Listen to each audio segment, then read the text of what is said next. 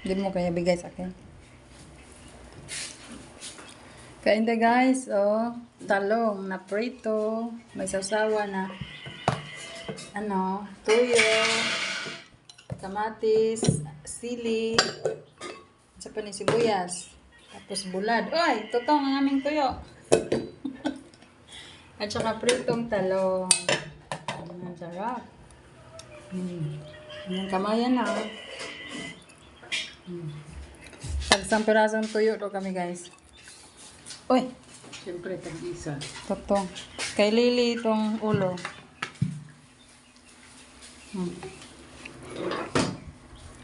Sarap. Mamaya ka na. Baba ka, paluin kita dyan eh. Nangagat ka eh. Gutom na. Gutom na siya. Bakan kita dyan.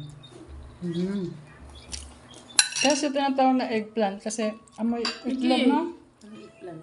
Eggplant ba itong talong? Tama? Eggplant. Tapos tikman mo, amoy itlog. Diba wala siyang itlog?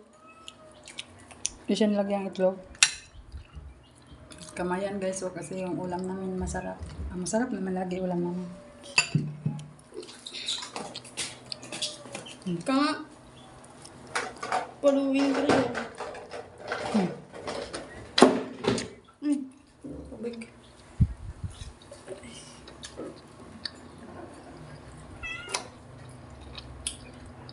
Ano?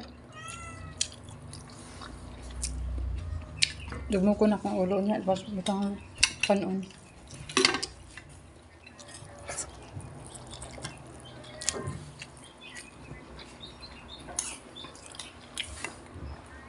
Asan na yung kaibigan mo? Ambot. Kamit din sa siya. Ambisyoso yung laki, anak niya. Ah, anak ko yung ganyan. Ako. Hindi mo kinakain ganyan? Hindi. Kinakain pala ito? Kinakain ko eh. Oy, hindi kayo eh. Kinakain pala ito? Diretso kain yan, no? Ganyan, no? Okay. Masaya sa ate. Siningan mga ag! No? Ha? Pag sunog siya, di siya pwede. Sunog kayo. Katong tama lang. Itong una na kong gikaon. Hilaw-hilaw niyang.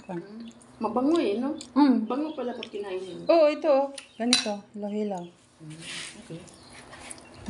Pero ganito sunog. Hindi siya makaon.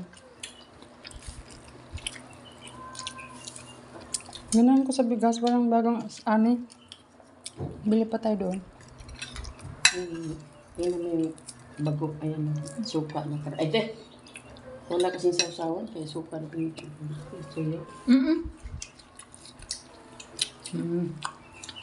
Crunchy yung tayo. Gusto akin ni Francis. Ilaw ka kasunod luto. May dugo pa dyan guys, oh. Saan na dugo? Yan. Tinago.